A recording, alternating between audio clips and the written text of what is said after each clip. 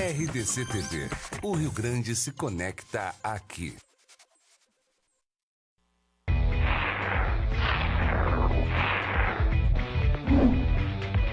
Cruzando as conversas. Oferecimento Galeazzi Sul. Há 40 anos a evolução dos metais. E a Associação dos Oficiais da Brigada Militar e do Corpo de Bombeiros. Defendendo quem protege você. Boa noite, eu sou Guilherme Macalossi. Começa aqui na RDC TV mais uma edição do Cruzando as Conversas, seu programa de debates noturno, sempre a partir das 22 horas, logo depois do Dois Toques. Nosso programa traz para você as perspectivas, os temas do momento que impactam em nossa sociedade, com a visão e a opinião das personalidades do mundo jurídico, político, econômico e social. Não deixe de assistir o nosso programa pelos canais 24 e 524 da NET e também pelas redes sociais, @RDCTV Digital. É só nos procurar, estamos no Facebook, no Twitter, no Instagram, no YouTube. Você também confere as edições anteriores nesses mesmos canais, com a íntegra dos nossos programas. Hoje nós vamos falar sobre Operação Lava Jato e vamos dar uma pincelada também no pacote anticrime, que agora está envolto numa polêmica com o Tribunal de Contas da União, que mandou suspender, inclusive, a divulgação de propaganda relativa a esse projeto que está em tramitação dentro do Congresso Nacional. Para falar sobre esses assuntos, eu convidei três queridos amigos que sabem bastante da matéria. Tenho aqui ao meu lado o vereador Ricardo Gomes, do PP de Porto Alegre. Boa noite, Ricardo. Bem-vindo. Boa noite. Boa noite, Guilherme. Boa noite a todos os telespectadores, aos colegas da mesa. Mais um debate sobre esse tema que chacoalhou o Brasil, segue chacoalhando, mas parece que os tremores são cada vez residuais, cada vez menos expectativa no futuro da Lava Jato, né? A gente começa a olhar, ver que ela transformou o país, mas parece não estar vivendo o seu momento de mais força e até de mais apoio também. Parece que está faltando um pouco de empurrão vindo de Brasília. Muito bem. Também o advogado criminalista Carlo Velho Mazzi. Carlo, bem-vindo, boa noite. Boa noite, Macalossi, boa noite, telespectadores da RDC TV. Sempre um prazer estar aqui no programa. Muito bem. E por último, mas não menos importante, o promotor e escritor Leonardo Giardin. Boa noite, Leonardo. Boa noite, Guilherme. Boa noite, Ricardo. Boa noite, Carlo. Boa noite aos nossos telespectadores. Sempre é um prazer e uma honra estar aqui na RDC no programa Cruzando as Conversas. Aliás, eu gostaria de agradecer ao Leonardo por ter me presenteado com a nova edição do livro Bandidolatria e Democídio, ensaio sobre o garantismo penal e a criminalidade no Brasil. É a terceira edição, essa aqui é ampliada. Beto, consegue focar aí? Tá, então, Bandidolatria e Democídio, um livro que eu já tive o prazer de ler. Foi um sucesso, tanto é que está na sua terceira edição. E a editora é SV Editora, a nova editora do Bandidolatria e Democídio. E presumo eu, né, já está aí nas livrarias. Sim, já temos em várias plataformas de e-commerce e também em algumas livrarias físicas em Porto Alegre, Gramado, Canela, São Paulo, em várias livrarias físicas. Leonardo é autor do livro junto com o Diego Pesce, também promotor, e constitui aqui uma crítica à forma como o direito penal brasileiro tem tratado a criminalidade. Eu acho que é um livro que tem uma importância muito grande aí para o debate da violência, traz uma perspectiva politicamente incorreta, né? Talvez. E fica aqui a minha dica de quem já leu o livro e de que lerá a versão estendida. Muito obrigado, Leonardo. Merece. Muito bem. Senhores, vamos começar pela suspensão que o Tribunal de Contas da União determinou para a propaganda, estava já sendo veiculada na internet, na televisão, do pacote anticrime. Tu que é da área política, Ricardo, como é que tu vê essa suspensão?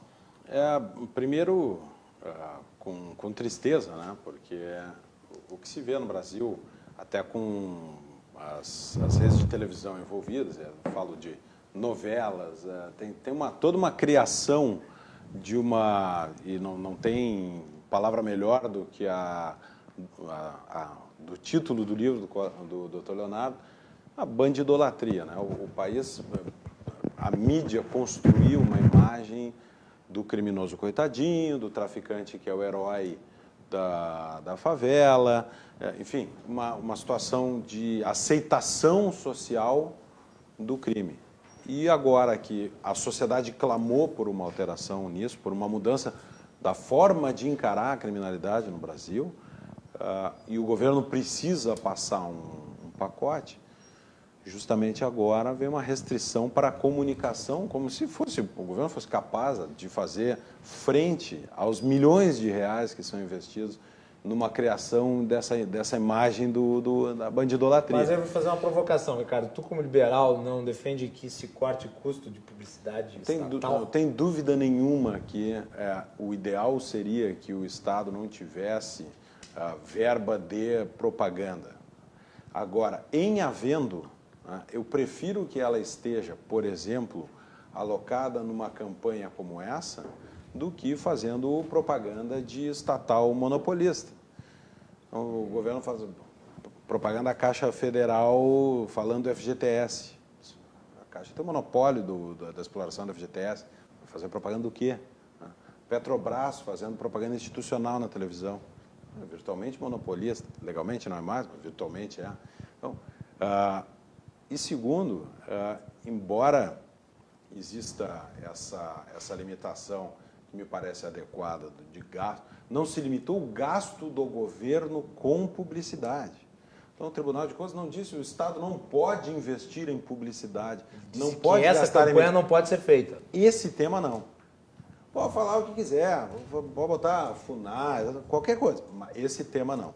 Então, obviamente, me parece que aqui tem uma seleção feita pelo Tribunal de Contas da matéria a ser veiculada. Quantas vezes nós vimos, na época do Estatuto do Desarmamento, gasto público dirigido para influenciar a votação do Estatuto do Desarmamento. Até depois, inclusive, eu lembro de propagandas feitas por estatais brasileiras promovendo campanhas de entrega de armas. O Banco do Brasil fez isso, se eu não me engano. Aliás, isso sim deveria ser objeto de uma investigação mais grave, porque é uma estatal fazendo política para convencer o Congresso, para convencer a população, quando a estatal não tem essa finalidade. O Banco do Brasil não está lá para convencer a população a votar ou a apoiar um outro programa de governo. Isso sim deveria ter sido objeto. Mas, de novo, nós estamos vivendo também no Brasil um fenômeno, os colegas me corrigem se eu estiver errado. Há poucos dias, a nomeação do Procurador-Geral da República gerou uma discussão infinita, uma atenção extraordinária sobre a nomeação. Não está mal, me parece bem que a população preste atenção em que é o Procurador-Geral da República. O que eu estranho é o silêncio dos anos anteriores.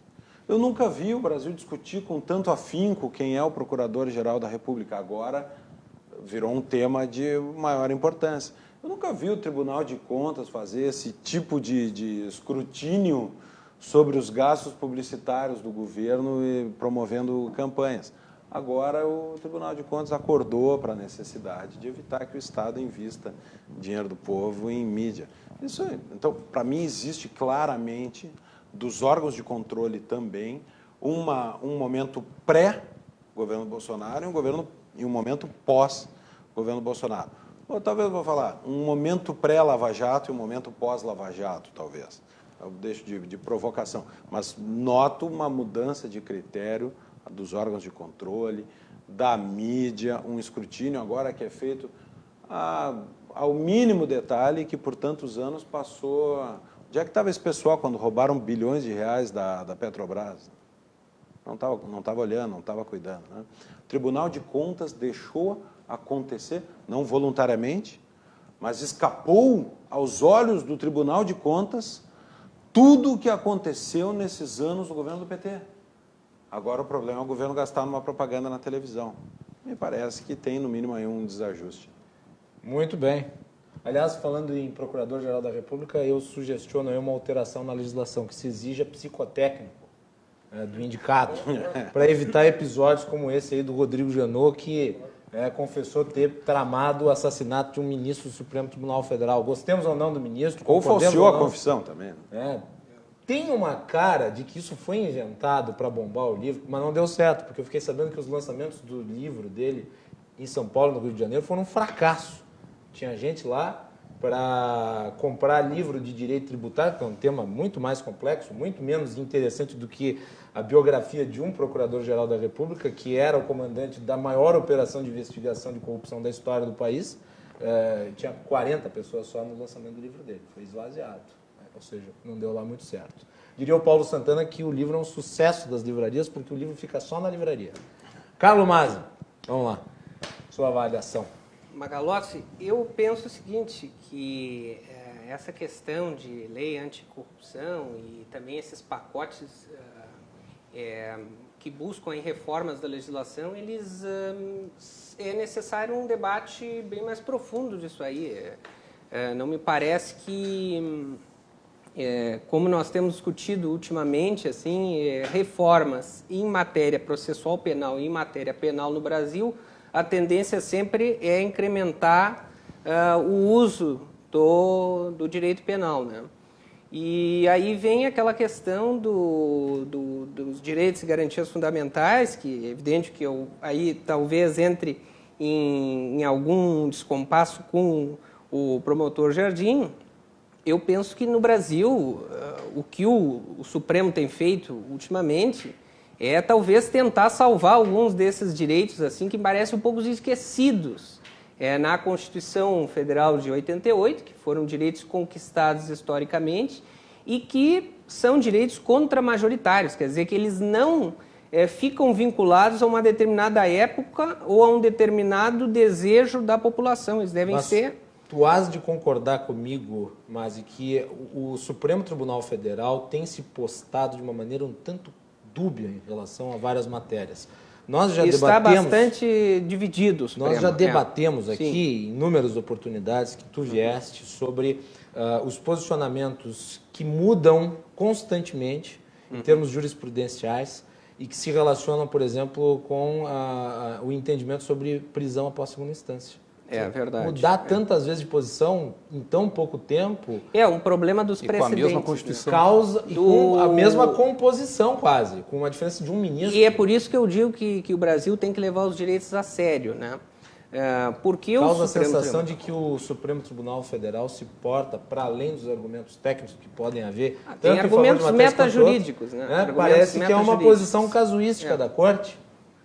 Com certeza, algumas posições do Supremo hoje, elas colocam em dúvida aquilo que o jurisdicionado mais precisa, que é a segurança jurídica, que é nós sabermos exatamente com que regras nós estamos jogando, né?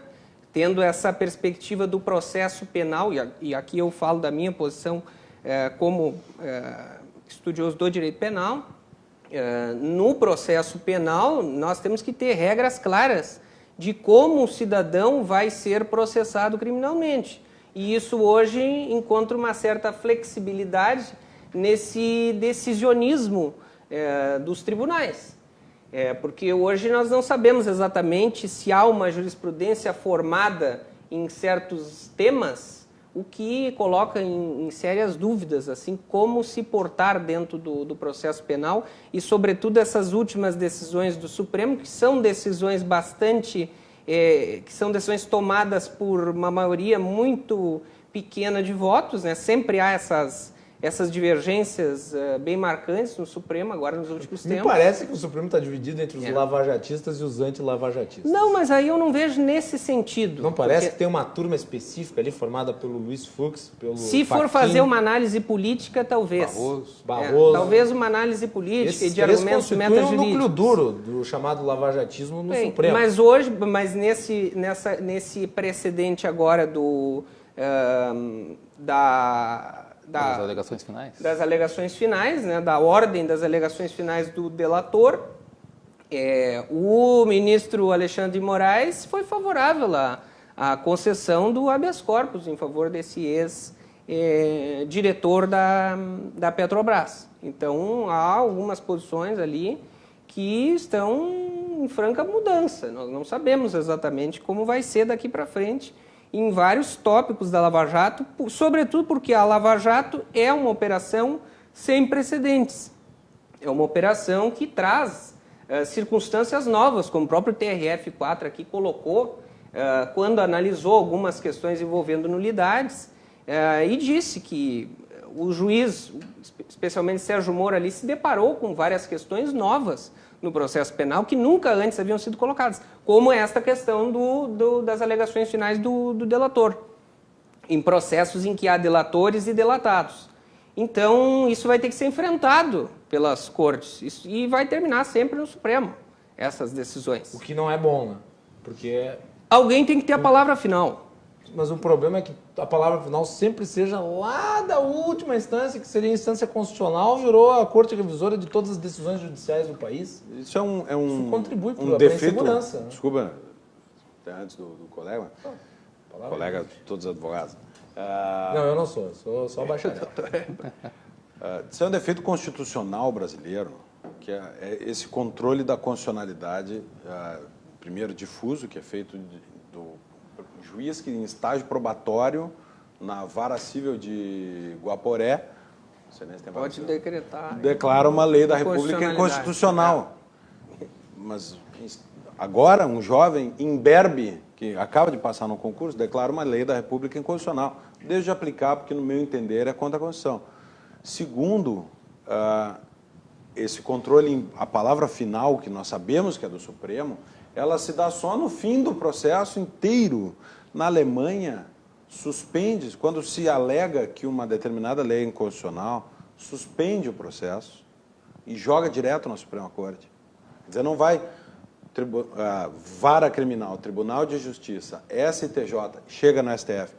Na primeira instância, alegou-se a inconstitucionalidade de uma lei, suspende o processo, toca no STF deles.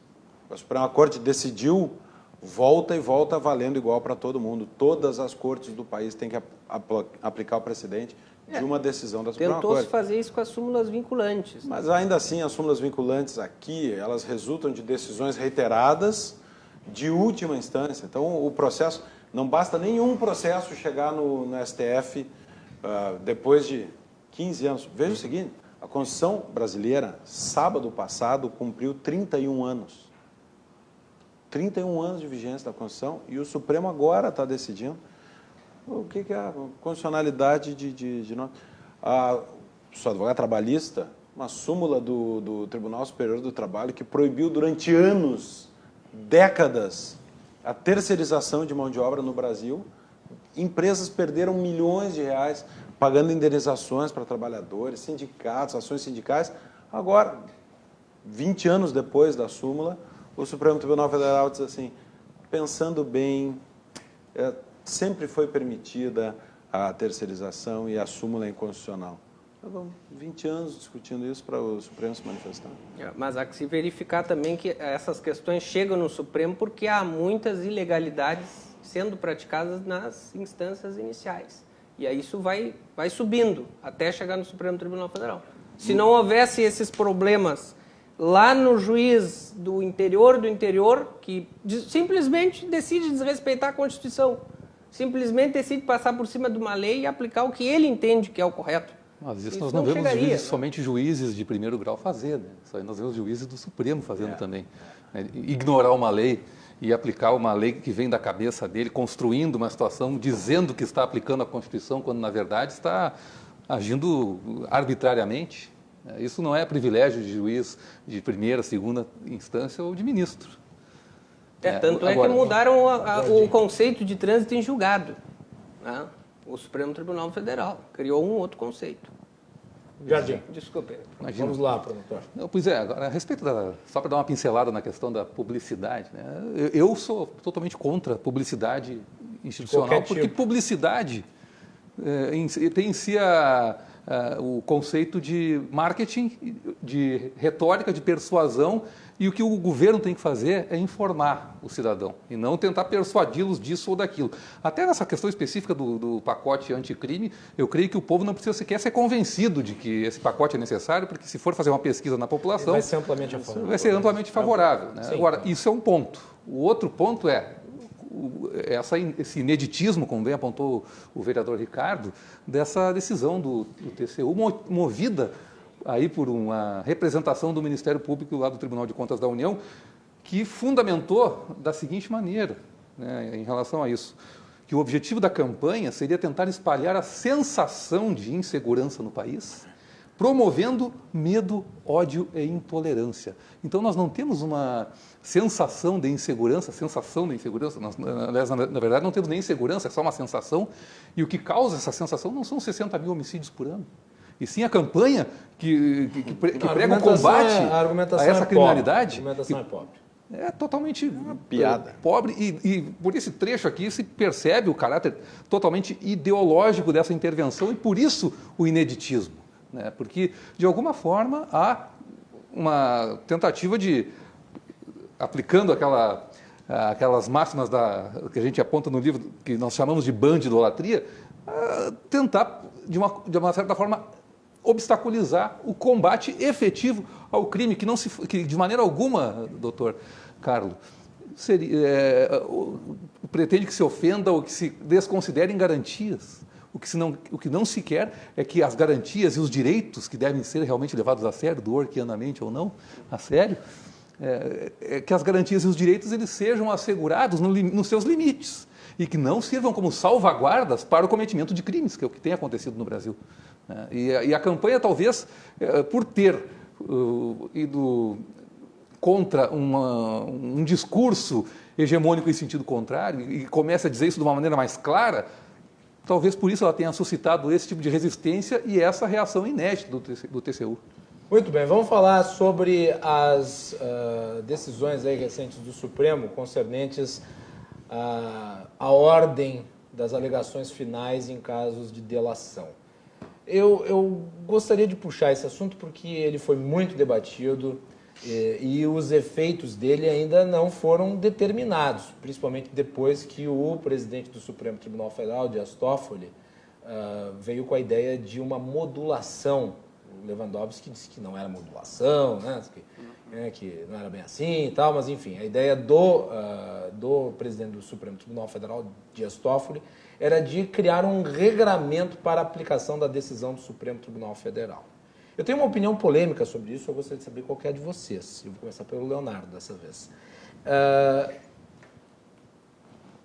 A alegação dos réus que se dizem prejudicados é de que eles fizeram as suas alegações finais ao mesmo tempo dos réus que fizeram contribuição com a justiça para as delações premiadas e que isso viola o princípio da ampla defesa. A decisão deste regramento foi a partir do juiz da 13ª Vara da época, o Sérgio Moro. A pergunta que eu lhe faço é a seguinte: não acha que o juiz Sérgio Moro, naquela oportunidade, ao determinar esse tipo de procedimento, ele não abriu um flanco muito grande para a exploração de nulidades que agora podem ser aventadas no Supremo Tribunal Federal? Quer dizer, não há um regramento específico na legislação penal sobre a ordem das delações. Existe o princípio constitucional, que nós sabemos é subjetivo, pode ser aplicado da forma que os ministros entenderem. E daí está aberto o buraco. Como é que tu vê isso? Mas existe uma lei no Brasil. Eu não vejo nenhuma... Não acho que há buraco. Eu acho que ele foi cuidadoso ao permitir, sem que haja previsão legal para tanto, que os réus delatores fossem interrogados na instrução do processo antes dos réus que não eram delatores. Por aí ele já foi além do que a lei determina, porque a lei não faz distinção. O réu é réu. Essa categoria do réu que recebe uma carga acusatória, isso na teoria você pode discutir, mas no procedimento legal isso não existe. Não existe essa diferença. Talvez o legislador tenha que vir a se apresentar e regrar isso aí de alguma maneira. Agora, quando ele tomou essa precaução, eu creio que ele não tem imaginado que isso pudesse vir um dia a ser acolhido. Por quê? Porque o réu se defende de uma acusação que está formulada numa denúncia. Tá? Não tem acusação nova, nem sequer no interrogatório, que o réu, delator ou não, presta. E aí o réu pode ser colaborador ou não colaborador, pode haver dois corréus que nenhum deles é colaborador na organização criminosa, que um delate o outro. Isso não tem nenhuma influência na ordem dos interrogatórios do ponto de vista legal e nem do ponto de vista da ampla defesa, jamais se discutiu isso. Só que nós somos criativos. No Brasil, nós pegamos um princípio, uma garantia constitucional e nós queremos extrair dali as conclusões mais criativas e às vezes estapafúrdias.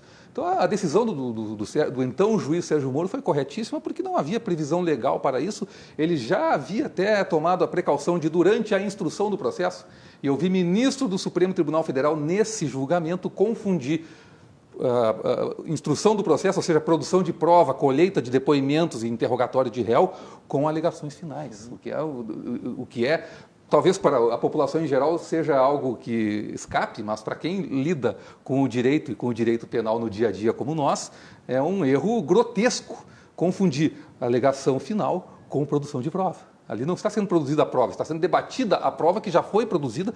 É um momento que, ao contrário do que disse um ministro, não é o ápice da instrução processual, é um momento posterior à instrução processual. O momento das alegações finais é o momento que as partes, tanto o Ministério Público quanto os réus do processo, eles elaboram seus argumentos com base na prova que já foi produzida e o réu está se defendendo de uma acusação que já foi formulada e de fatos e provas que foram produzidas e cuja produção da prova já foi encerrada.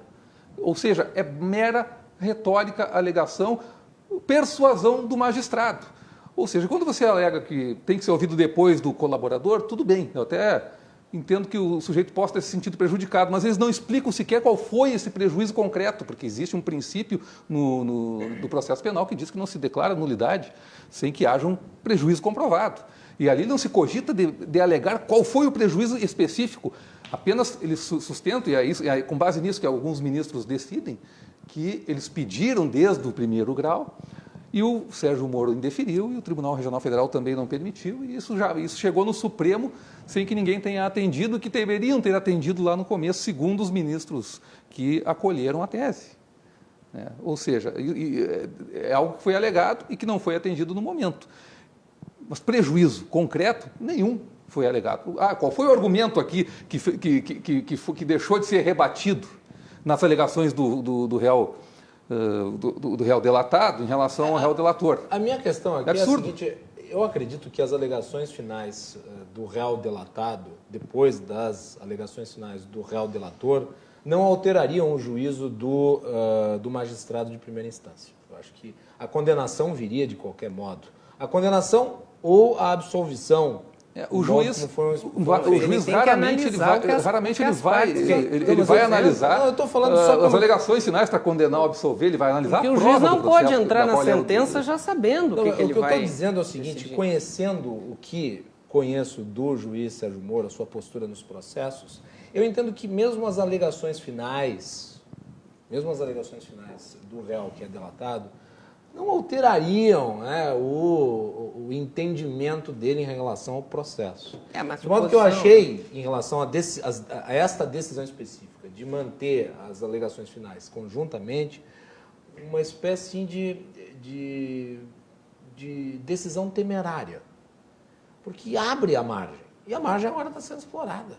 Assim, se você pensar do ponto de vista de que todo o pedido que é formulado pela defesa tem que ser atendido para não abrir margem, então a defesa vai protelar o processo enquanto quiser. Ele pode ter entendido isso aí como uma manobra protelatória, porque não tem nenhuma previsão legal, não tem nenhuma justificativa legal. O princípio da ampla defesa, a princípio, ele não nos traz assim não coage a que isso seja feito dessa forma. Isso poderia ser diferente se a lei fosse diferente. Aí nós levamos demais os direitos a sério, mas não levamos a lei a sério, como, por exemplo, o Tribunal Constitucional Alemão. Por quê? Porque nós temos uma crise institucional em que o parlamento não presta. Então o judiciário se apresenta como quem presta, e aí ele se coloca na condição de censor do parlamento. Então, por que não fizeram uma lei aqui que colocasse o delator fazendo as alegações finais primeiro, depois o delatado, em homenagem ao princípio da ampla defesa? Você pode pensar... Você acha que isso é ativismo das minúcias? Mas é evidente, isso aí é espiolhar nulidades, buscar pelo em ovo. Você não consegue justificar onde é que está o prejuízo concreto. Se você não aponta o prejuízo concreto, não pode ser declarado uma nulidade. Tenho certeza que o Másio tem uma visão um pouco diferente sobre essa questão. Tem uma visão um pouco diferente da prática que eu vejo da defesa do réu. Eu entendo, dentro dessa questão de levar o direito a sério, que a ampla defesa implica que no processo penal, quem é acusado tenha que sempre falar ao final. Porque é lógico que, se me acusam, eu tenho que poder contrariar, contradizer e me opor a todos os argumentos que são usados contra mim. Um argumento usado por quem criticou a decisão do Sérgio Moro e apoiou o entendimento do Supremo Tribunal Federal é que o réu delator se associa ao Ministério Público para acusar o outro réu. E que, portanto, é como se... É como se fosse um assistente de acusação, mas não é o assistente de acusação. É que acontece o seguinte, que é importante que, e nem todos têm essa visão, é o seguinte, o delator, ele abre mão da defesa. Quando ele firma o termo de delação, quando ele firma o acordo, o contrato com o Ministério Público, ele abre mão de se defender. Agora, ele tem que... O que ele tem que fazer no processo? Ele tem que cumprir os termos do acordo. Ele não é um réu como outro qualquer. Ele é um réu que busca a condenação dos demais, dos corréus, para que a delação dele seja efetiva e então ele possa fazer uso daqueles benefícios que lhe são concedidos através da delação. Então, à medida que ele deixa de apenas se defender e passa a ter que comprovar a sua acusação, os elementos que ele trouxe ali para o Ministério Público, para firmar o termo de colaboração, ele passa, o próprio nome já diz, e é corolário lógico, ele colabora com a acusação, ou seja, ele está muito mais vinculado com a acusação e vai trazer argumentos que vão se findar lá nas alegações finais, que aqueles que foram delatados precisam conhecer para apresentar suas razões para que o juiz, então, possa decidir, possa sentenciar. E quando tu falas que, claro, o juiz...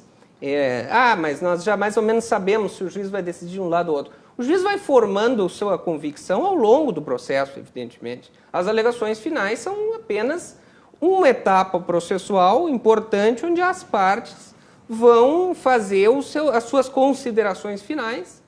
E tu acha que pode haver prejuízo para uma das partes se ela não fizer a alegação final após a outra? Mas eu não tenho a menor dúvida. Não tenho a menor dúvida. Pode, mas e houve nesse caso?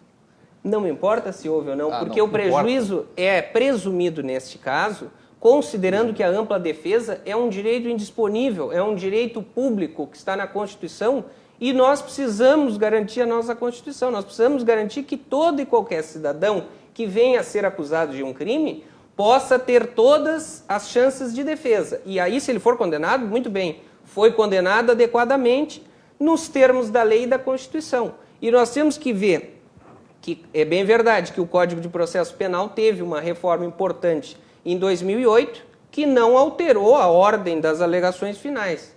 Mas, em 2013, veio o regramento na Lei das Organizações Criminosas da colaboração premiada. Também não falou sobre isso.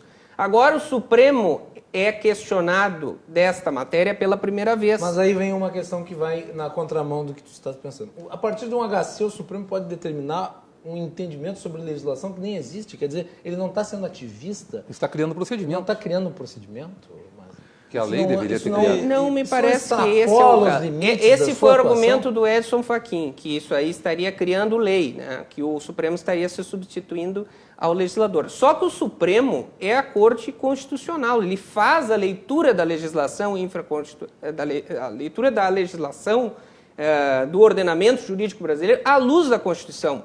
Então ele tem que levar em conta os princípios que estão lá na Constituição, que são princípios fundamentais, que devem ser observados em todo e qualquer procedimento, e aí ele faz a interpretação do texto a partir desses princípios. E é por isso que se formou uma maioria nesse sentido, da amplitude do direito à defesa. Vamos lá, Ricardo. Tem o maior respeito, né, pelas posições, mas as razões finais, as alegações finais, e aí eu não sou da área do direito criminal, sou de outra área do direito, e por isso mesmo quero fazer essa comparação. Existem em todos os processos, não é uma peculiaridade do processo criminal, as razões finais, as alegações finais. Claro que no processo criminal tem uma função especial, mas... Eu afastei o copo de ti, porque uma Obrigado. vez eu gesticulei assim, quebrei o copo e derramei água em cima do convidado. Obrigado, por isso que eu tomei água toda. Existem todos os processos. E aqui é um tratamento diferente. Normalmente, nos processos cíveis, trabalhistas, que correm no Brasil, que são milhões, o juiz dá um prazo comum de 10 dias para a juntada desses memoriais de razões finais. Normalmente, até uma peça quase ignorada dentro do processo, porque o conjunto probatório já está todo lá, as provas já estão todas lá, a acusação e a defesa já estão juntados. Estou falando dos processos de natureza civil e trabalhista. Ao réu no processo criminal são dadas garantias que não são dadas aos réus nos demais processos. Porque, enfim, é um réu especialíssimo. Como se a ampla defesa no âmbito criminal fosse diferente da ampla defesa nos talvez no processo penal esteja se lidando com a liberdade da pessoa, que é uma coisa maior. Não sei. Vida, liberdade e propriedade são 3 direitos fundamentais de mesma hierarquia. Mas está bem. Acho importante. Um pouquinho maior. A vida vale mais do que a liberdade. O sujeito que entrega a vida para defender a tua liberdade, tu chama de herói. Porque ele deu a vida para defender a tua liberdade. Sim, claro. Está defendendo um bem maior com a própria vida. Eu estou dando um exemplo para dizer que, enfim, são direitos de mesma dimensão. Isso aqui nós vamos perder tempo aqui com axiologia. Mas, resumo da ópera. Eu não vou entrar nesse mérito específico, também acho que não foi demonstrado prejuízo no caso concreto. Mas é nesse sentido que a ideia do Toffoli vem, né? De calibrar a decisão. Agarraram-se, e acho que tem que esperar para ver o que o Supremo vai dizer, porque ele pode acabar dizendo o seguinte, olha, em tese pode haver uma nulidade, mas é preciso demonstrar um prejuízo concreto. Está bem, está bem. Me parece que até o que eles disseram é que teria que ser alegado. Assim, a tese proposta. Mas ainda não fixaram está em aberto a tese. isso aí, né? Agora, se basta alegar prejuízo, significa presumir o prejuízo, aí acabou a Lava Jato, acabou, enterra tudo, terminou. Qualquer ação criminal que o réu diga assim, não fui eu, foi ele, virou acusador. Ao pé da letra, a decisão se associou ao Ministério Público, virou acusador. Informalmente, vai ter uma tese nesse sentido. Sem juízo nenhum aqui sobre a decisão do Supremo, mas ao pé da letra, a decisão do Supremo, se levada ao cabo como está, anula tudo. Entendo a questão de que o réu, quando firma lá... Se entender que é presumido prejuízo, sim. Além disso, isso tem que ser lido dentro de um contexto que para a população não tem como aceitar uma coisa dessa. Não tem como aceitar uma coisa dessa. A Lava Jato tem, quantos anos? 5 anos. Carregando uma esperança de um país por uma tecnicalidade da inversão da ordem, da juntada das razões finais. Que parece um capricho aos olhos da população em geral. E mais. Porque não vê razoabilidade em anular um processo sem comprovação de um prejuízo. Não, mas estamos num país eu tenho que discordar, promotor, porque a população não tem que menino que é preso gostar ou não de uma decisão judicial. Tem um criminoso de 25 anos, um menino, 25 anos, preso por homicídio. Aí vai a polícia e diz assim, não, é a 5ª vez que ele é preso por homicídio. É a 5ª vez que ele é preso por homicídio e está na rua cometendo mais um. A gente quer que a população não tenha uma percepção de que reina a impunidade nesse país. E aí, de que a tecnicalidade, de que o prazo, de que o direito a responder em liberdade, que, desculpe, não é uma conquista social. A prisão somente após a condenação em julgado é uma excrescência jurídica. Isso é uma excrescência. Então não existe ampla defesa nos Estados Unidos, onde no meio de uma ação criminal, quando o juiz identifica que há elementos suficientes para prender o sujeito, porque já há provas suficientes que dizem assim, olha, recomenda-se que esse cara responda ao processo preso. O juiz manda prender, porque já há, não é a prisão preventiva para garantir a produção de prova, é pelo seguinte, já tem elementos suficientes para prender esse cara, vai responder preso. Então não existe ampla defesa nos Estados Unidos da América. Eu percebo que... Na Inglaterra. Então, o povo, e com razão, pela exacerbação do direito de defesa, garantido na Constituição em abstrato, e que vem sendo aplicado de forma minimalista. Eu acho que é abstrato, não é expresso. Não,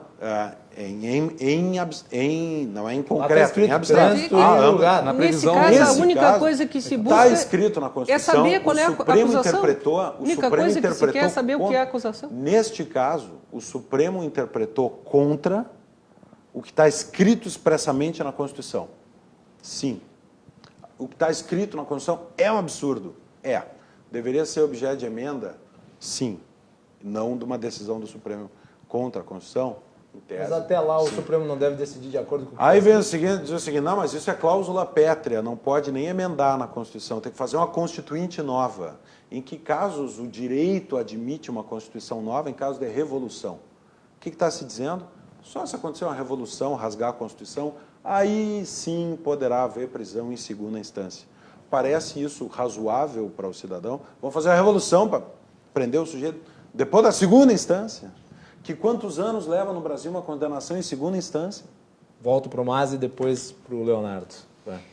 Aí eu volto àquela questão do que os direitos fundamentais eles são contramajoritários, né? Porque a gente não pode, por um determinado viés de uma determinada época, considerar que um direito agora não é mais aceito, né? Porque isso é uma conquista histórica.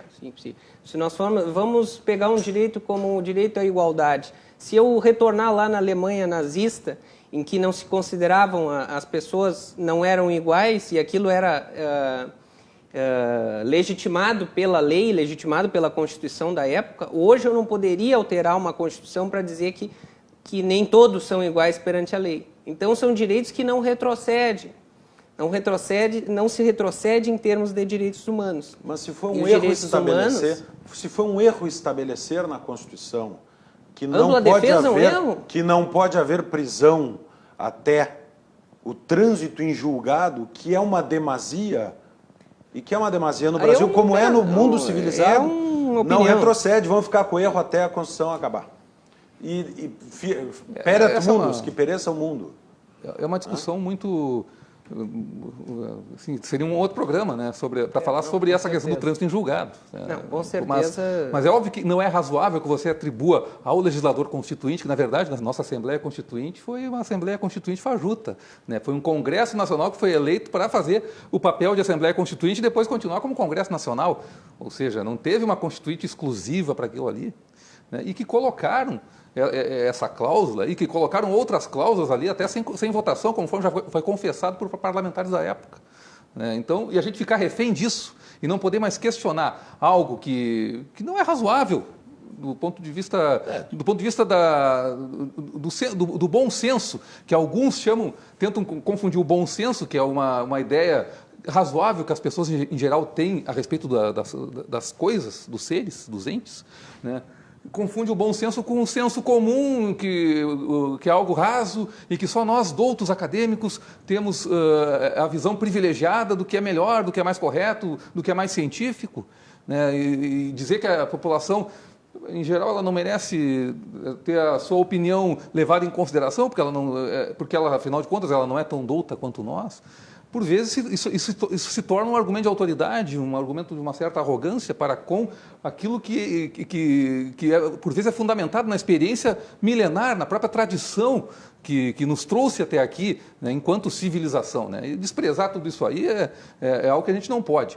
E colocar como que uma situação que foi colocada na Constituição, que é totalmente divorciada de todos os tratados e convenções internacionais, nenhum fala em trânsito em julgado, nenhuma legislação constitucional do mundo civilizado, pelo menos que eu conheço, e esses dentro dos quais surgem as doutrinas constitucionalistas que nós aplicamos aqui no Brasil, também não existe nenhum lugar desses aí que diga que somente depois da decisão da Suprema Corte que uma sentença condenatória pode ser executada. Não existe isso. Me mostre onde existe isso.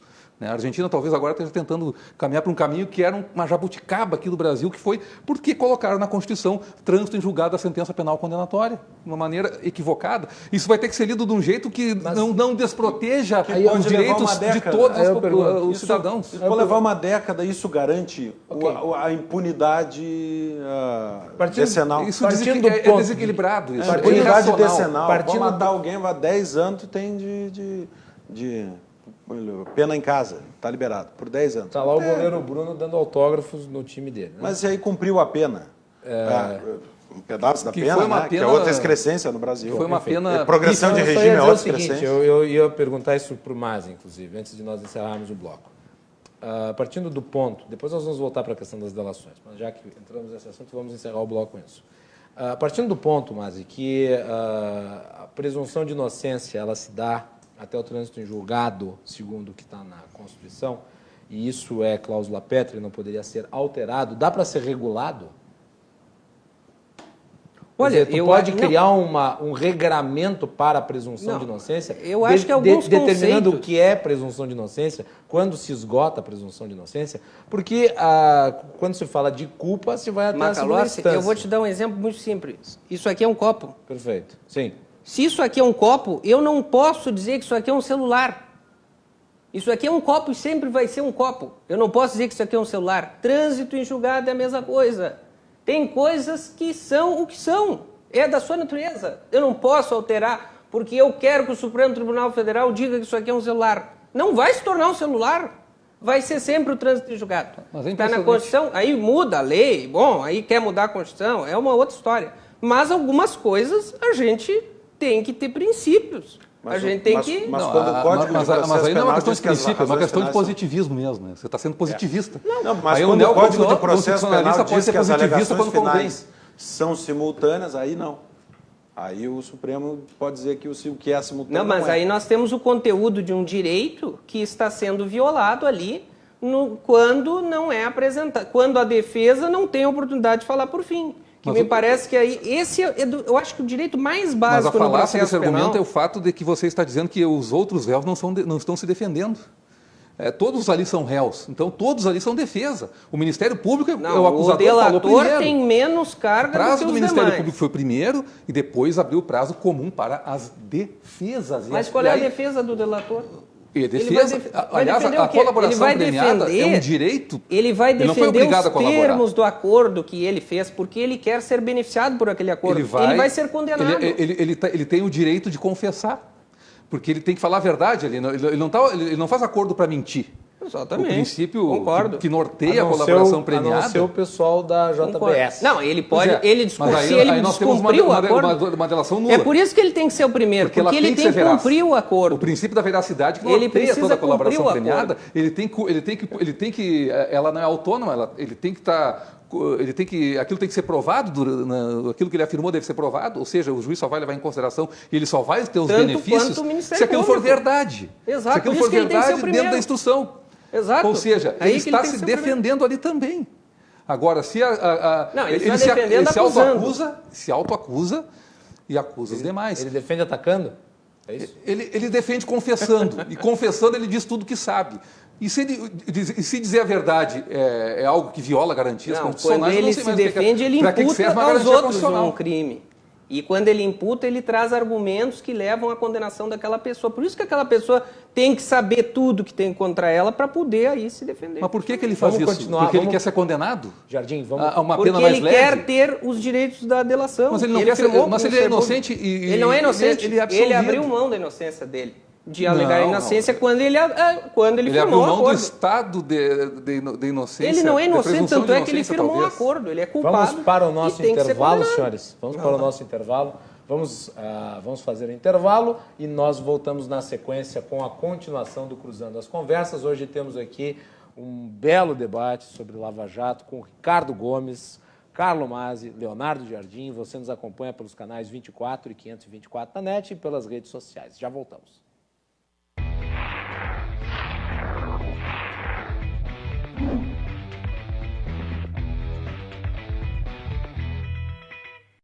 Há 40 anos, iniciava uma história de sucesso empresarial. A Irmãos Galeazzi chegava ao sul do Brasil. Hoje, a Irmãos Galeazzi é líder no segmento de distribuição de metais não ferrosos e aços inoxidáveis e conta com um amplo estoque de metais nacionais e importados disponibilizados nas suas mais elaboradas especificações. Irmãos Galeazzi, 40 anos. Celebrando conquistas, planejando o futuro.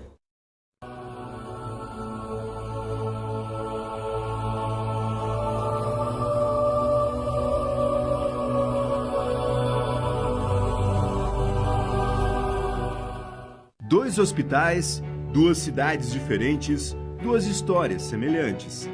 No passado, os hospitais militares de Porto Alegre e de Santa Maria foram erguidos pelas mãos dos brigadianos. Hoje, as instituições contam com equipamentos de última geração e um corpo médico e técnico altamente qualificados. Mas a escassez de recursos públicos e o tempo foram implacáveis. A ausência de dinheiro interditou salas, quartos e andares inteiros. A solução é fazer no presente o que no passado transformou o sonho em realidade.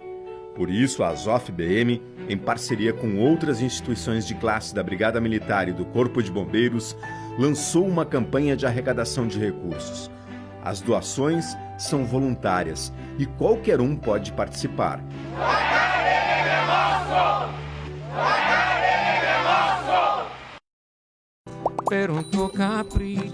Bom, agora a gente vai passar por uma fase aqui no programa de serviço de utilidade pública. Segredo de uma mente milionária é você doar. Tá. Quer continuar por dentro de tudo que virou moda? Tendências, informações, cultura, novidades, entrevistas interessantíssimas e quadros divertidos.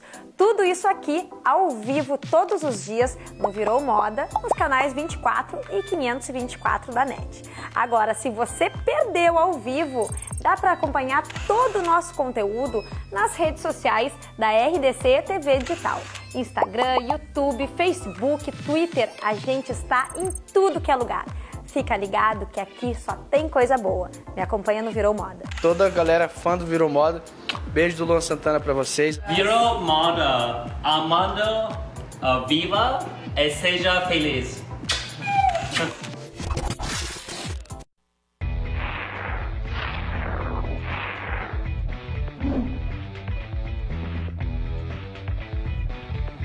Cruzando as conversas de volta na RDC TV, você nos acompanha pelos canais 24 e 524 da NET, também pelas redes sociais, @RDC TV Digital. Cruzando as conversas é um oferecimento de Galeazzi Sul, há 40 anos a evolução dos metais. E também um oferecimento da Associação dos Oficiais da Brigada Militar e do Corpo de Bombeiros, defendendo quem protege você. Vocês sabiam que cerca de 80% das pessoas que colocam aparelhos auditivos não se adaptam? Isso acontece porque aparelhos atuais apenas amplificam o som. Uma notícia muito importante para quem tem perda auditiva. A Mais Sons, Clínica da Audição, fechou uma parceria com uma empresa europeia de aparelhos auditivos. Isso significa que a Clínica da Audição está com um lote de aparelhos auditivos com funcionamento por indução magnética. Essa tecnologia é a mais moderna do mundo. São aparelhos invisíveis, automáticos e com adaptação instantânea. Estudos recentes da neurociência comprovam que estas próteses são capazes de estimular novos neurônios no sistema nervoso central, melhorando a audição, a memória e a parte cognitiva do paciente. Para ter a sensação de escutar com essa nova tecnologia, você deve ligar para o número que está na sua tela, 3061-7373, 3061-7373. Aproveite essa oportunidade que a Clínica da Audição traz até você. Lembrando que o número de aparelhos com esta tecnologia de indução magnética é limitado. Ricardo Gomes está aqui conosco, Leonardo Jardim e Carlo Mazzi também. Estamos debatendo sobre Operação Lava Jato. Na semana passada, o Supremo Tribunal Federal, para você que está chegando agora, debateu sobre a ordem das alegações finais em processos. Foi suscitada uma nulidade através de um habeas corpus, e o Supremo está ainda debatendo a questão, apesar de já ter chegado a um entendimento sobre o que é razoável na questão. O que ainda está em debate no Supremo é qual é a abrangência da decisão. Ricardo Gomes, na volta deste bloco. Vamos lá. Seguindo o debate. Vamos voltar para... Debatemos aqui no intervalo também.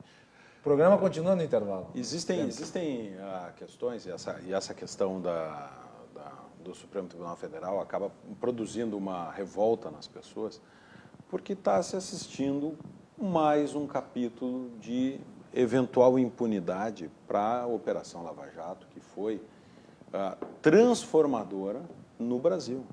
Uma operação que atacou profundamente o sistema político, essa mescla do Estado com partidos políticos. Nós tivemos no Brasil partidos que se adonaram do Estado em conluio, fizeram barbaridades nesse país, não só em termos de corrupção, mas também de submissão ideológica do Estado aos interesses de um partido. Isso foi... o processo de corrupção revolucionária. Exatamente. E que, aliás, vários usaram ao longo do tempo para justificar as ações criminosas, vou falar do PT, não, está roubando para ele, está roubando para a Revolução. Porque a Lava Jato mostrou que não era bem isso, né? Enquanto a Revolução não chega ao lucro. É impressionante ver os depoimentos das pessoas assim, o fulano mandou 30 milhões, era 20 milhões para cá, era 50 milhões para lá, parece que estão brincando com o dinheiro do Banco Imobiliário. Assim. Eram milhões e milhões de reais, trocaram de mão de forma fraudulenta, o que acabou com a Petrobras, já devia ter sido vendida antes, mas acabaram com a Petrobras, acabaram com o Congresso Nacional, a compra do Congresso Nacional. Estão vivendo, o Brasil chegou muito perto de uma ruptura institucional no fim do governo Dilma, uma ruptura institucional grave pela cisão entre o Executivo e o Legislativo. Naquele momento, o Supremo Tribunal Federal fez as vezes de poder moderador. A Dilma contestava o procedimento do impeachment, o Congresso queria prosseguir um outro, e houve um conflito entre os dois sobre o processo do impeachment, e o Supremo Tribunal Federal inventou, contra a lei, um rito diferente. E colou... Quem inventou foi o Barroso. E o Supremo comprou a ideia. Comprou a ideia. Inventaram um rito que não respeitava segundo juízo de admissibilidade no Senado. Não respeitava a lei do impeachment, nem o precedente. Nem o precedente do Collor. Pelo rito que foi aplicado a Dilma, o impeachment do Collor foi inconstitucional. Isso tem acontecido agora nos Collor ainda seria presidente. Tem acontecido agora nos inquéritos instaurados pelo próprio Supremo, investigados pelo próprio Supremo e decididos pelo Outra próprio barbaridade. Esses aí são totalmente atípicos. Não tenho nenhum apego ao Janot, ex-procurador-geral da República. Nunca gostei dele. Divergências profundas. Mas um ministro do Supremo Tribunal Federal, no inquérito administrativo, iniciado pelo próprio Supremo Tribunal Federal, determina uma busca e apreensão na casa do... Uma excrescência, na casa do Janot, uma excrescência. Nessas horas não são garantistas. Nessas horas não. Aliás, perfeito, né? Para o Supremo perseguir o Janot, as favas com a ampla defesa. Dane-se, né? até Dane-se a ampla defesa. A necessidade de haver crime. Nem acusação havia, nem inquérito havia. Toca é que ali, quando a vítima própria vítima decide... Agora, quando mexeram... A própria vítima pede e decide. Quando? Vítima, acusador e decisor, tudo ao mesmo tempo. Aí é o problema das partes. Mas naquele momento do impeachment, o Supremo assumiu... Só nesse ponto, Ricardo, que tu mencionas aí sobre a decisão do Supremo em relação ao Janot, ele aplica um princípio que está acima do princípio constitucional, que tem sido utilizado pela Suprema Corte costumeiramente, que é o princípio corporativo. O princípio do eu primeiro, né? Naquele momento do impeachment, o Supremo rasgou a lei do impeachment e disse, está aqui um rito novo, que eu inventei agora. E o Congresso acatou, a Presidência da República acatou, e o Supremo deu um passo à frente, o seguinte, olha, o país é meu. Gostei dessa ideia. Eu faço o que eu quero, gostei dessa ideia. Se chegar uma coisa aqui, que eu achar que eu faço. Aí é o seguinte...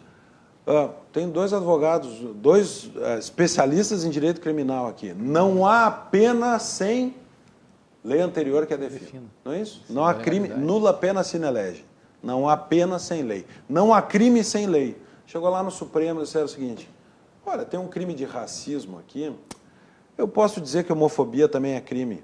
Que homofobia pode ser racismo. Homofobia pode ser racismo. Aí o copo virou celular. Aí o copo virou celular. Homofobia é racismo. Racismo é homofobia. Tá errado. E o Supremo fez uma barbaridade dessa. Eu não estou dizendo que homofobia devia ser incentivada, que homofobia é correto, que não devia ser crime. Eu estou dizendo que o Supremo Tribunal Federal não pode criar um crime.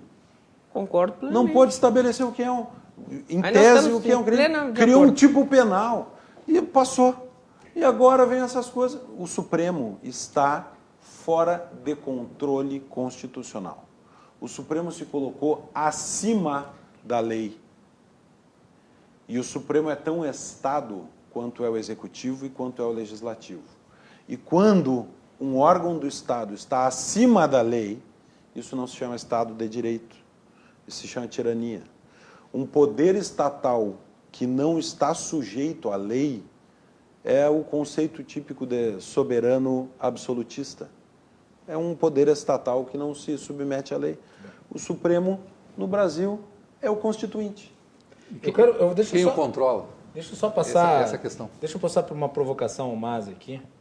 Foi uma notícia que saiu no site O Antagonista e que foi dada logo depois da decisão do Supremo em relação à ordem das alegações finais. Em 2017, advogados de fiscais da Receita condenados na Operação Publicano apresentaram essa mesma tese em recurso rejeitado pela segunda turma do Supremo Tribunal Federal. O relator foi o mesmo Gilmar Mendes, que agora se arvora, segundo a matéria, defensor dos direitos dos réus. Além da mudança na ordem das alegações finais, os advogados pediam novas diligências probatórias. O recurso foi rejeitado integralmente por Gilmar Mendes, que transcreveu em seu voto passagem específica da decisão de primeiro grau, que negou o direito do réu não colaborador de falar por último. E daí vai o trecho. Há de se considerar que a ordem contida no artigo 402, invocada pela douta defesa, é para caso de manifestação, ainda em audiência, após encerrada a instrução, quando por motivos óbvios é impraticável a manifestação simultânea, fazendo-se necessária a adoção de uma ordem. No entanto, no caso em tela, não há razão alguma para observá-la, posto que as partes podem analisar os autos e se manifestar simultaneamente. Embora a decisão de Gilmar não faça menção expressa em inversão da ordem, houve o pedido expresso dos advogados para que isso fosse acolhido e houve transcrição expressa da parte da decisão do juiz que indeferiu o pedido. Quem era o réu? Eu não lembro agora. São auditores... Acho que é por aí o caminho o mapa da mina. Eu gostaria que o Masi comentasse. Sim, e isso aí me leva a crer que que é o problema da coerência das decisões e do decisionismo judicial que tem acontecido. O decisionismo, na verdade, significa o seguinte, que o tribunal vai escolher quando ele entende que há prejuízo ou não, para quem há prejuízo e quais os efeitos desse prejuízo. Isso é um dos grandes problemas do nosso judiciário hoje no Brasil, porque há tratamentos diferentes. Há tratamentos diferentes. Que cabe ou não, que é necessário analisar. Um juiz a decisão mudou de diz posição. Que não cabe. Um juiz mudou de posição. Mas não pela ausência ou não de prejuízo. Não, ele entendeu ali, o que me parece da decisão ali, que não houve prejuízo naquele caso ali. E hoje ele entende que essa mesma... que não fica estranho essa mesma circunstância... Quando é o mesmo ministro que na mesma operação, infinitas vezes mudou de opinião sempre para o lado dos réus da Lava Jato. Quantas vezes ele mudou de opinião? Para não ficar muito no juridiquês isso aí, o que diz essa decisão aí? Essa decisão aí é o seguinte, a lei diz que interrogados os réus, de regra... É um caso interessante trazer aqui. Deve ser feitos debates orais, em audiência ainda, para o juiz sentenciar. Isso nunca acontece. Normalmente o que acontece é o que aconteceu nesse caso que foi julgado agora, que os debates orais são substituídos por alegações finais escritas ou memoriais. E aí, o que o Gilmar Mendes disse nessa decisão aí é que quando é debate oral, aí é óbvio que tu tem que escolher a ordem para que alguém fale depois do outro, que não pode falar todo mundo ao mesmo tempo. Agora, quando é alegação escrita, você pode dar um prazo comum para que os advogados de defesa escrevam naquele mesmo prazo as suas alegações e entreguem para o juiz. É isso. E ele disse que no caso dos debates orais, o juiz é obrigado a escolher uma ordem. E não vai na contramão do entendimento dele atual? Totalmente contra a mudança de o que ele disse ali? Não tem cabimento você, sem necessidade, estabelecer uma ordem. Vamos lá, essa decisão é de 2017. O que eu questiono aqui, o que todos questionam, não é uma pessoa mudar de opinião. Todo mundo pode mudar de opinião. O problema é a pessoa mudar de opinião tão rápido e parecer que muda de opinião dependendo do réu. Porque é isso que causa... Mas isso que causa estranhamento. E mais. O sujeito que muda de opinião... Toda essa discussão sobre segunda instância veio a público a partir do momento em que o Lula foi condenado. Macalossi, o cara que muda de opinião num julgamento, se ele tem o mínimo de decência ou não tem má intenção, má índole, ele abre o julgamento e diz o seguinte: senhores, eu já decidi esse caso, eu agora mudei de opinião por isso, por aquilo. Não é o que se viu. Não. O que se viu foi Gilmar Mendes fazer uma defesa apaixonada da tese que, nesse caso, bota em risco todas as condenações da Operação Lava Jato. Coincidentemente, as do Lula.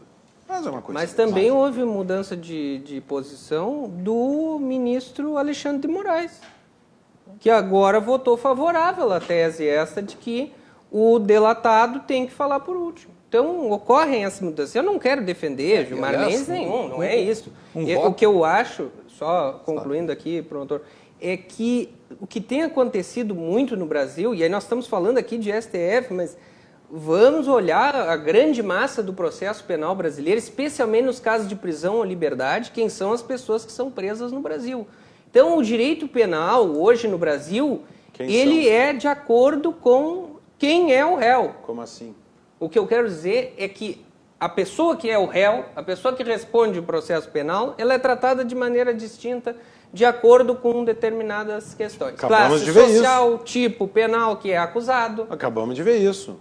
Então, os acusados da Lava Jato é as nulidades à la carte. É as nulidades à la carte. Eu sirvo ali a nulidade quando eu entendo que cabe. Para certos crimes eu acho que pode caber. Para outros eu acho que não. Isso está errado, com certeza. E tu acha que se enquadra se tem que ser declarado uma nulidade, tem que ser para todos os casos. Se está errado para todos, não é só para alguns. Então, isso é um princípio de coerência. Coerência das decisões judiciais que, de fato, me parece que alguns ministros, ou não sei, enfim, pode ser que essas alterações aí revelem que, não sei, há outros, há coisas por trás das decisões. Assim. O Barroso, por exemplo, foi um que mudou o inverso, né? Porque quando ele chegou no Supremo Tribunal Federal, ele chegou dizendo que o mensalão era um ponto fora da curva do Supremo. Não sei se vocês lembram disso. Não. Foi a sua primeira declaração. Mas isso é o problema. Inclusive, alvo de uma reprimenda pública do Marco Aurélio Melo, que o chamou de novato. Mas o problema disso aí... agora ele se tornou um lavajatista radical. É que nós não podemos deixar as decisões judiciais... O juiz não pode ser influenciado por essa tendência... pelo clamor público. Mas eles são, o problema é que os ministros do Supremo Tribunal Federal, esta composição como todas as pessoas, como todo juiz é influenciado. O problema, acho que não é mas a questão ele tem que levar em conta de quem é o réu que está ali. Não é uma coisa tipo VAR, assim, se é o Flamengo, se é o Palmeiras, se é o Inter, se é o Chapecoense. O que está em o VAR tem que valer para todos. É a Operação Lava Jato, que é um símbolo que, por um lado, ele é exaltado e, por outro lado, ele é combatido exatamente por ser um símbolo. A Lava Jato não é o combate à corrupção. Ela é um processo que busca a condenação de alguns corruptos. De alguns muitos corruptos. Só que ela simboliza o combate à corrupção, ela representa, ela é uma referência. E essa referência acaba gerando dentro da sociedade, dentro do meio político e dentro da sociedade, uma onda de aficionados e de combatentes, de críticos detratores ferozes. E isso está se refletindo no Supremo Tribunal Federal, é nítido. É nítido que muitos adotam a posição anti-Lava Jato e outros a posição pró-Lava Jato. Então existe realmente... O Gilmar Mendes, naquele seu arremedo de voto, porque eu acho que uma coisa é o voto técnico, outra coisa é o discurso político. O Gilmar Mendes, quando votou, fez um discurso político. Obrigação. Tu achas que... Não, eu acho que está ocorrendo algo que não deveria. Ele chegou dizendo que o tribunal se transforma em um palanque. Todos os ministros em certo grau fazem mas isso. o próprio Dias Toffoli fala que o Supremo é determinante para o combate à corrupção. E aí já entra uma função que talvez não seja do Judiciário. Eu acho que seja papel do ministro do Supremo Tribunal Federal usar o espaço que ele tem ali para dar o seu voto para xingar instâncias inferiores. Xingar. E dizer... chamar de organização criminosa é um exagero. E ele chegou a dizer ali que combater a corrupção é necessário, porém não podemos cometer crimes em nome disso. E aí ele introduz o voto em relação à questão das alegações finais. Quer dizer, crime, ele então, mesmo já havia decidido. A decisão que indeferiu o pedido daqueles dois réus delatados é crime. Em alguma medida assim como a homofobia virou crime. Porque é o seguinte... É abuso de autoridade, então? É evidente para que ninguém...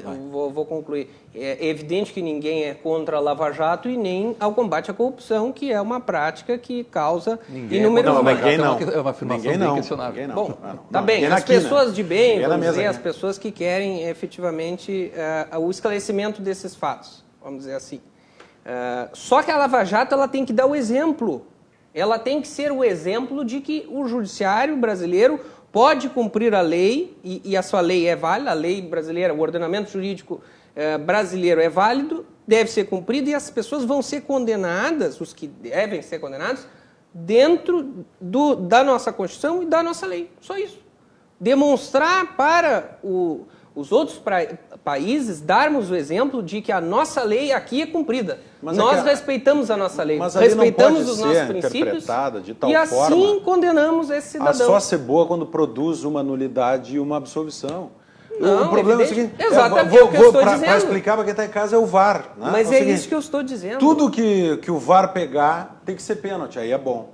Então a bola pegou no ombro do cara, é pênalti. De jeito nenhum. Porque ninguém está falando que a absolvição é bom. Mas existe... O bom é o cumprimento da lei. O Supremo está inventando. Bom é o cumprimento da lei, da Constituição. Louco para achar nulidades em tudo que puder. Em tudo que puder. Eu acho, honestamente, um milagre que a Lava Jato tenha chegado onde chegou. Com o cuidado de produção de prova. Olha o cuidado que o Moro teve para determinar a prisão do Lula. O Lula é um preso, porque é um ele condenado. Quis dar um exemplo de que ali estava bem fundamentada a prisão. Mas é o seguinte, mas foi correto. Numa operação de 5 anos, com não sei quantas ações penais, não sei quantas condenações, alguma hora o Supremo, que estava louco para condenar, ia achar uma coisinha. Ia achar uma coisinha ridícula. Muito bem. Nós vamos voltar para o último bloco, então fiquem ligados. Voltamos na sequência com o Cruzando as Conversas.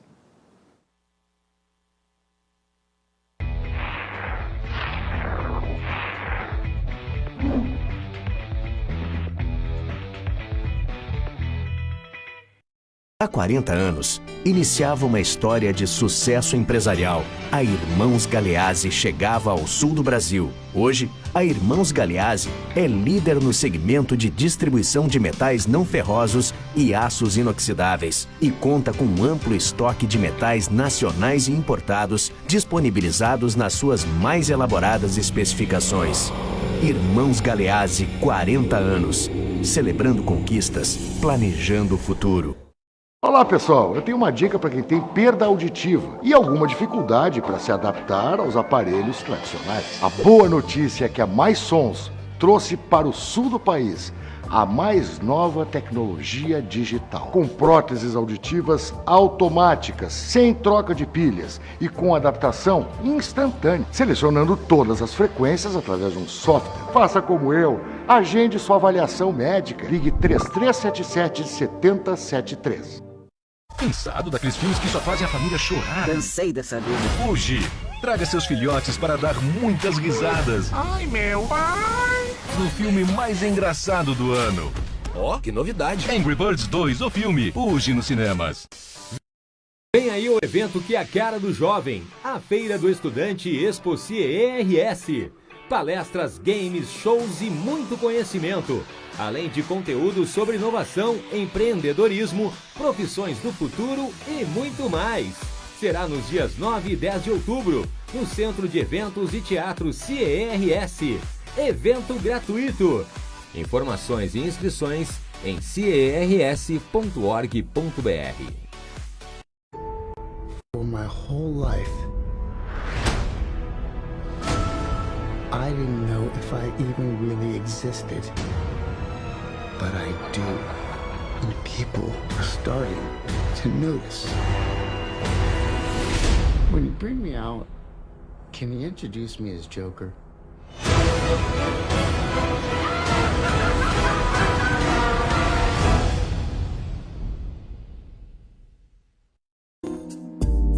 Beleza, requinte, muito brilho e charme ao seu alcance. Na seleção de hoje, trouxemos pérolas.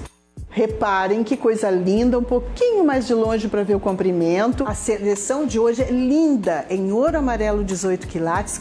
É o Joias TV, na tela da RDC, com a apresentação de Rosana Rocha, diariamente à meia-noite. Joias exclusivas para harmonizar com a sua beleza. Acesse rdcshopping.com.br.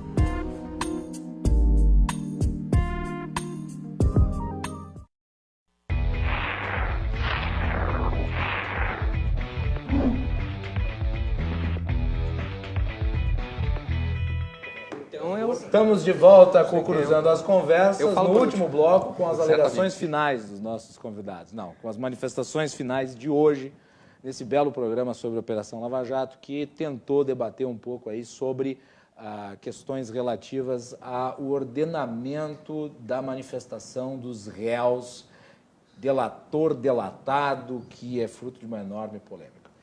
Eu vou lançar como pergunta final, e daí vocês respondem, menos para o Ricardo, que eu quero fazer um adendo a dele, sobre como é que vocês estão vendo a ideia do Supremo, porque agora decidido está em relação a isso. A questão é a amplitude. Como é que vocês veem a ideia do Supremo de modelar a decisão para controlar a sua abrangência? Ficou uma espécie de peso na consciência de que, bom, isso aí pode gerar nulidade de tudo e não é o que desejamos porque é radical demais, Leonardo? A modulação da decisão... Eu acho que é o adequado, no caso, tendo isso. Na medida em que eles decidirem que é necessário obedecer essa ordem de alegações finais, primeiro réus colaboradores, depois os réus que não são colaboradores, e sobretudo os réus que foram delatados nas colaborações, isso vai ter uma consequência drástica se for levado do jeito que está ao pé da letra. Porque aí vai ser cavalo de batalha para buscar nulidade ad infinitum e, quiçá, de quase toda a Operação Lava Jato e outros processos. Eu acredito que o Supremo, como um tribunal que sempre decide imaginando as consequências, inclusive políticas, das suas decisões, ele vai modular, de alguma forma, essa decisão para que, por exemplo, se respeite a questão da preclusão, que esse benefício só pode ser alegado por quem o pediu em primeira instância, ao final dos interrogatórios, e teve esse pedido indeferido, né, como foi o caso dos dois impetrantes desse habeas corpus aí que foi julgado. Né, e, de qualquer forma, há necessidade de se comprovar o prejuízo concreto. Né, não pode ser presumido. Se eu disser que é presumido, eu não preciso pedido e não tem preclusão. Porque se presume que o sujeito tem direito e não pode abrir mão daquele direito, e a defesa, mesmo que tenha, linguagem popular, chupado bala na audiência, ela pode depois invocar a sua própria omissão em seu favor. E, às vezes, algum malandro vai fazer isso de uma maneira até aparentemente despretensiosa. Então, eu acredito que vai haver uma modulação e que a coisa não vai chegar naquele ponto que nós tememos que chegue. Não é o apocalipse da Lava Jato.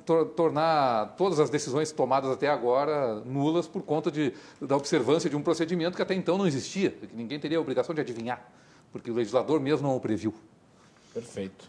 Leonardo, muito obrigado. E só para o público, em relação ao teu livro, nessa terceira edição revista e ampliada do Bandiloteria de Democídio, o que tem a mais?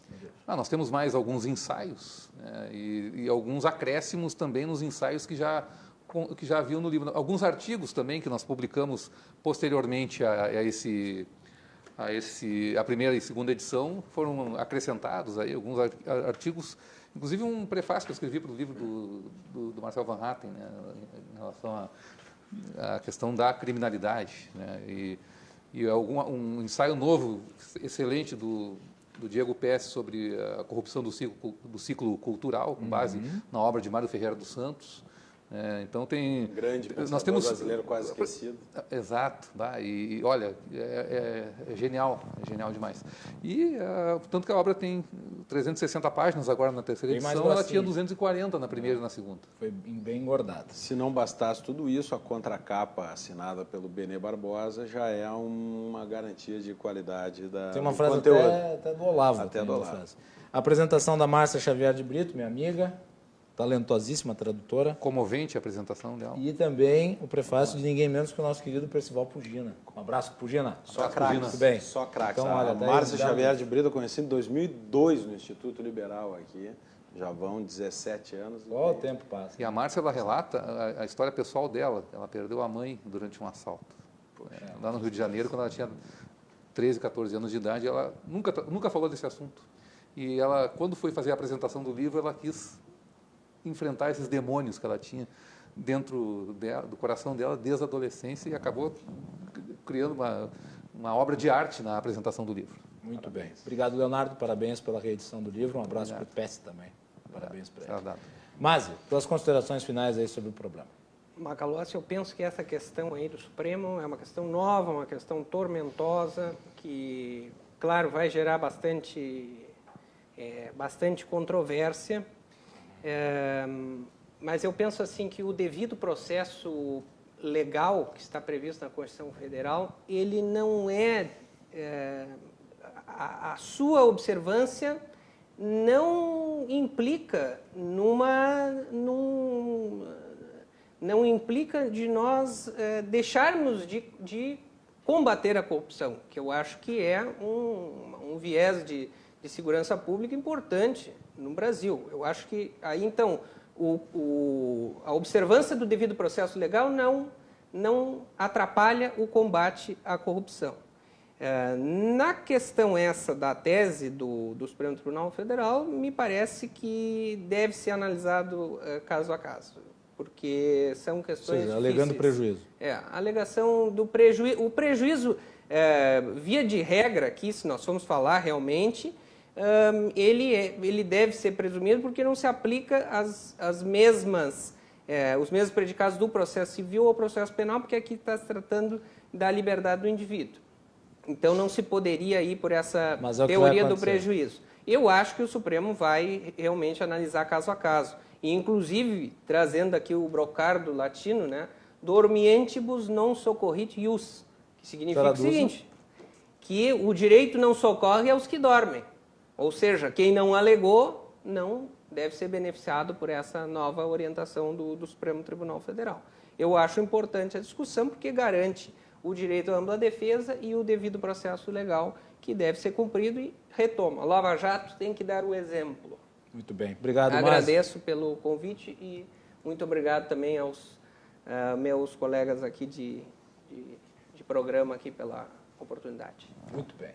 Ricardo Gomes, além das suas considerações finais sobre o caso aí que estamos debatendo, eu gostaria que tu falasse sobre essa medida que dificulta o aumento de impostos e que tu fizestes a proposição. Eu estou celebrando dois andamentos aqui na casa, na Câmara de Vereadores de Porto Alegre, vou chegar lá, mas primeiro, sobre o nosso tema, a técnica do processo, o devido processo legal, é uma ferramenta para fazer justiça.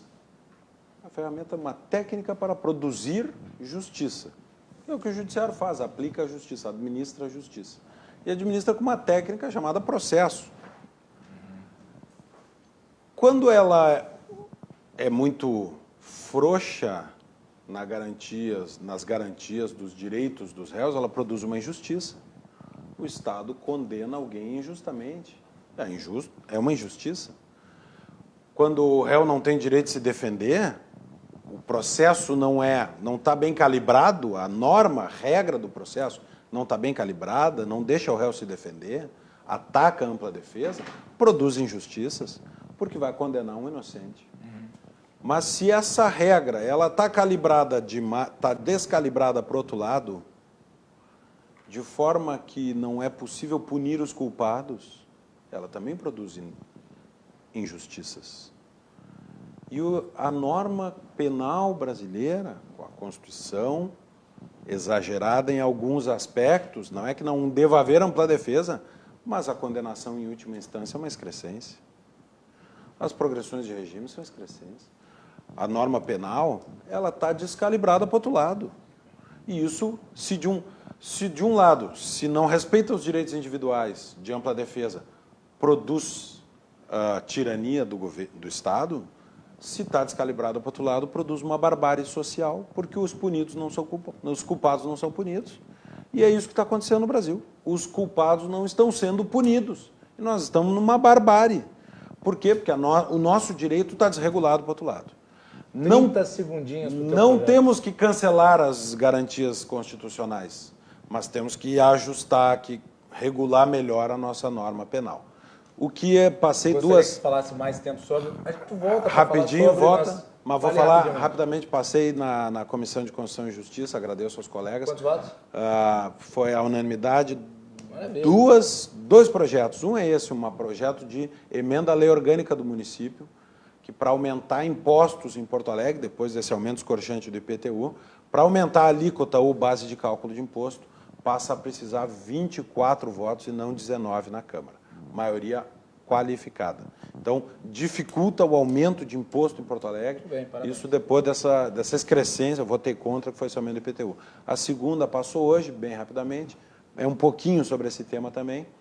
Eu não sou de batizar a rua, mas as cidades também são feitas de memória.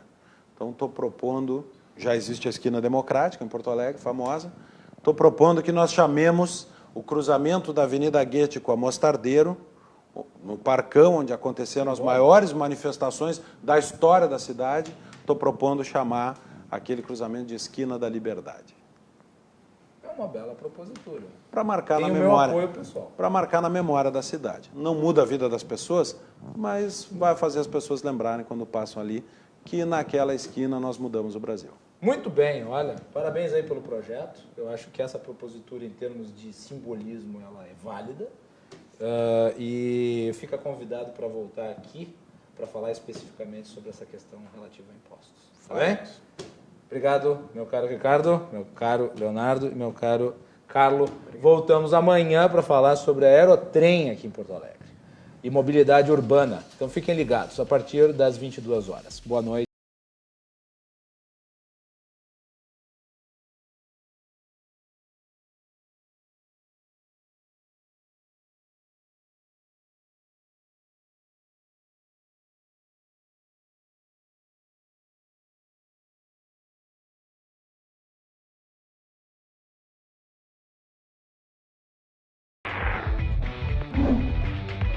Cruzando as conversas. Oferecimento Galeazzi Sul. Há 40 anos a evolução dos metais. E a Associação dos Oficiais da Brigada Militar e do Corpo de Bombeiros. Defendendo quem protege você. Assista na RDC TV. Às 11h30, Motivo de Sobra. Newton Calil recebe diariamente chefes, nutricionistas e amantes da boa gastronomia para preparar receitas deliciosas. Nós estamos começando